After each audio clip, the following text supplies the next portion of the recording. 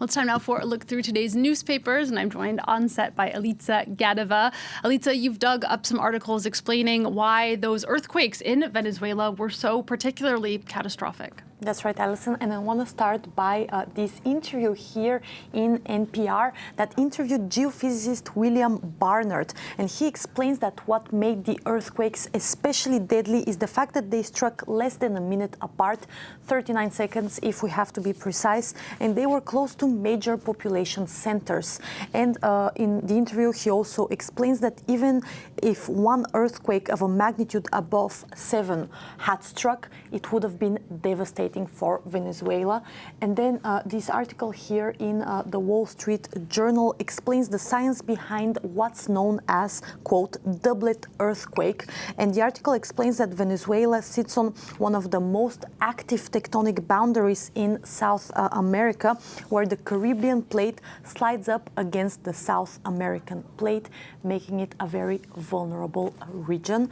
And finally, I want to show you this analysis here by the Times, which is focusing more on the political angle. And it says that the earthquakes will test the new relations between Venezuela and the United States. And the paper reminds that the diplomatic ties between the two countries are currently quite delicate, because it's only 5 months ago that the Trump administration captured Maduro. But now international help is essential, and the United States has the opportunity to define the role it wants to play in the South American country. Therefore, Trump's reaction to the disaster will define this next phase. We'll be keeping a close eye on the situation in Venezuela. For now, though, we're going to move on to something entirely different. This is new British research that sheds light on employability after university. Yeah, it's quite interesting. The Times here reports that young men studying arts and humanities earn less on average, even though they actually went to university, compared to their peers who didn't go to university at all. And that's according to British government data. And if you're wondering who the biggest earners are, it's those who took economics at Cambridge University. Their average salary is more than £100,000 within 5 years of graduating.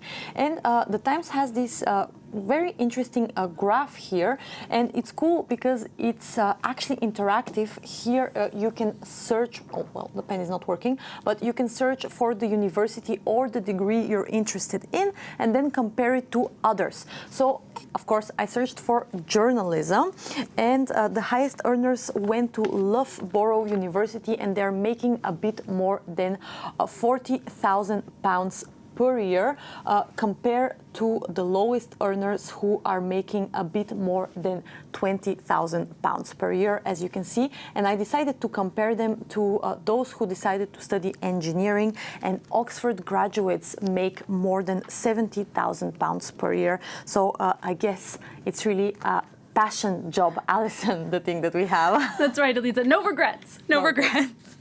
All right, finally, we've been talking all week about this brutal heat wave that has been passing through Europe. Tell me that you have some refreshing news for us. Refreshing news is that this weekend is supposed to get a bit cooler in Paris and across France, so we can finally breathe a bit.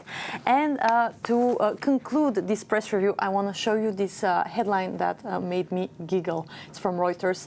Extreme heat panel cancelled due to extreme heat.